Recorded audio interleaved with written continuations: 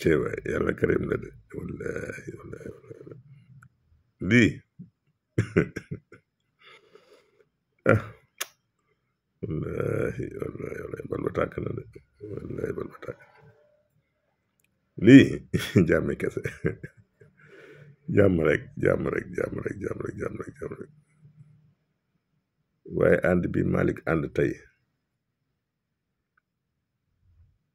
ak Jomaay Sonko ku si mënta jànge dara booy nga bàyyi commentaire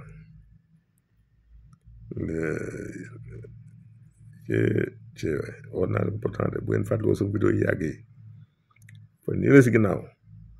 ne woon naa de mbir mi ngi si diggante Jomaay El Hadji Malick ak Sonko xam nañ fañ jëm de ñii ak seen mbégteen tey mii xam ne bu ko gisee duñ nelaw tey ñu yaakaaroon coow dafa am buñ ko gisee duñ nelaw de yàgg neen ko nee naa leen diggante Jomaay ak Sonko jàmm rek ne jàmm kese jàmm dong jàmm rek waaye lii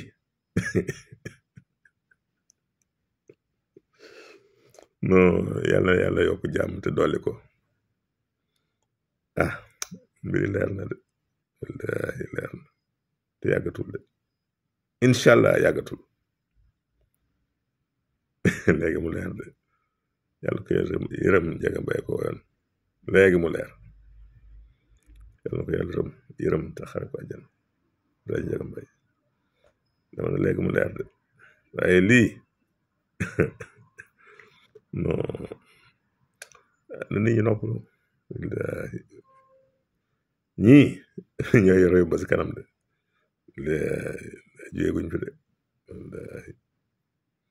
wallahi gis ngeen Ousmane Sonko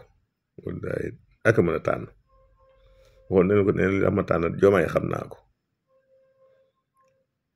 day ku juble tànn nag ku wóor ku dëggu président Jomaay yii non kooku li ngeen di xalaat amul de kooku du war mukk Ousmane Sonko waaw te leen si xam dara sa kanam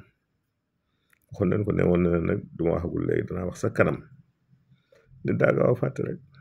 nit moo gaaw a fàtte waaye ñu yaakaar leneen mu ñëw ba ñu noppal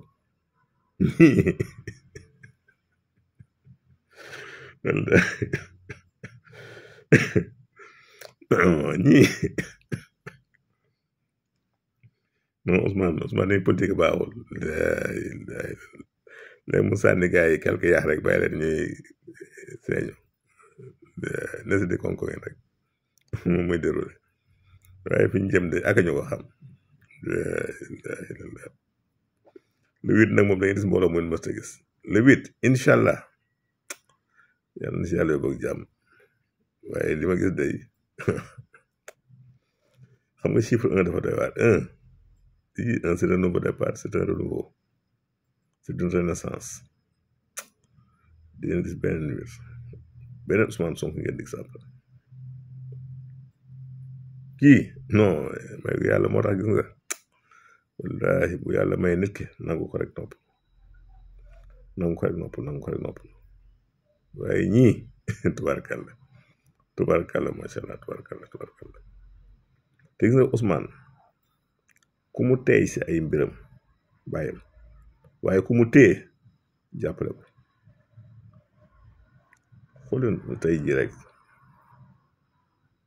ku mel ni Boubacar Camara ku mel ni Déthié Fall ay liggéeykat xoolal Déthié rek xam nga ne ko amul confiance doo ko jox li mu ko jox ni infrastructure routière yor tali portuaire yor port aéroportuaire jox ko le patrimoine bâti de l'État maanaam lépp luy grand travaux grand chantier Déthié ko yor ko amul confiance moom di nga ko jox te Déthié dafa bare Déthié le plan Déthié Fall en 2022 yéen koy fàttaliku législative taxoon tey balotage am ñu amoon 82 députés Yewwi Wàllu liggéey bëri la Déthié Fall defoon ñooñu lañ soxla nit da ngay gore te nangu ndogalu yàlla xam nga ñu bëri ñi yu waxu ko daal lenn rek mooy seen problème pourquoi lui et pas moi lan moo tax maanaam borom bi jox lii Sonko te joxuma ko man mais yàlla mooy joxe te mooy dogal mooy maye jaare ko si askan wi nit ñi nag am confiance ci moom ndax dafa am lu ñu manqué woon si réew mi ñu gis ko si Ousmane gis ko si Diomaye joxoñ ko loolu rek mooy mbir mi Sénégal yi tey la ñu gën a bëgg ñii tey lañu gën a jàppale te dinañ si xam dara si kanam incha allah rabi dinañ si xam dara sama gars yi yokk leen ñaan yi